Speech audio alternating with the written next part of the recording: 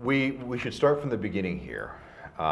You're from Edmonton. Yep. Not exactly a super rock and roll No. hotbed. Not really, no. So, of the 3 albums that you have, of the 3 releases you have, how many did you make while you were living there? All 3 actually. Oh yeah. Yes, all 3 of them I did. And the story I heard is that you decided that you were going to move to Toronto, relocate here, and you went with a girlfriend?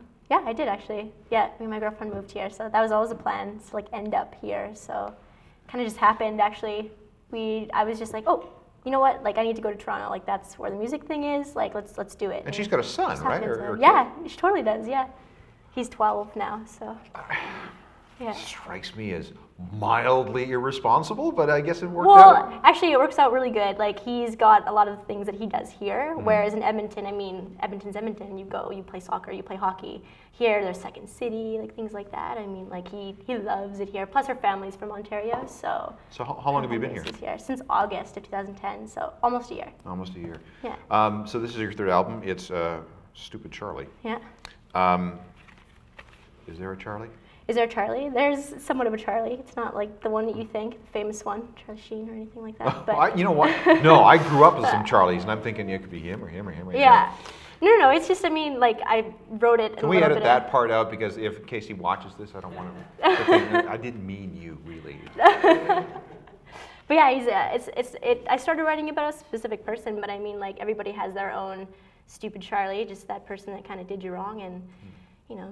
Got some things to say about it. So. Has anybody ever talked to you about, let me back up a little bit. We get a lot of singer-songwriters coming through here, and there are lots of singer-songwriters all over the world.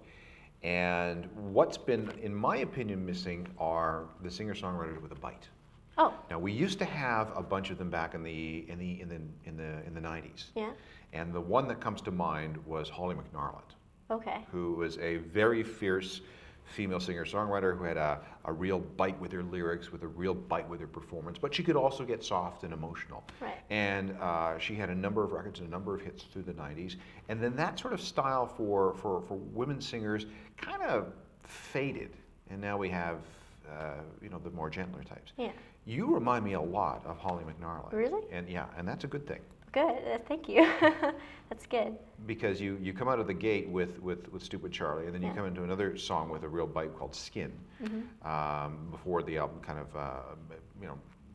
breaks up a bit. Breaks up a bit, yeah. And it's good to see some genuine feminine anger. Yeah?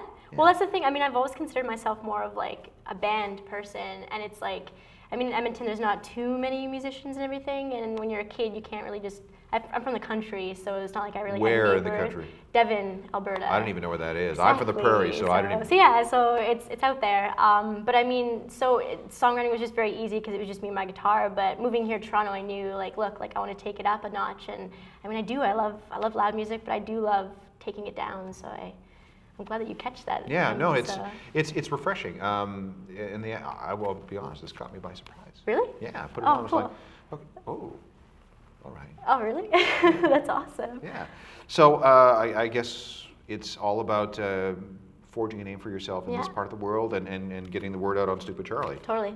So what does that mean? To me, getting it out there is just all about what you put into it. Like honestly, I've worked so damn hard on it, like so far, and I feel like I've just only started. So it's kind of cool to know that I'm spinning my wheels, but I'm actually going somewhere versus just like what do I do next? So making the move here to Toronto, I just want to play lots of live shows, and you're right, like push the CD with the band. So a lot of gigs this summer? Yep, a lot of gigs. Got North by Northeast too. Up here, so. I was just looking at the list today. Yeah.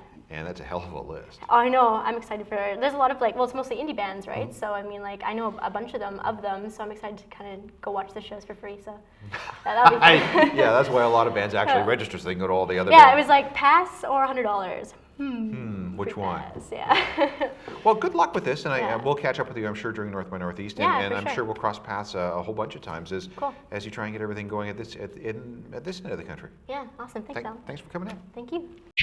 Explore Music wears English Laundry apparel.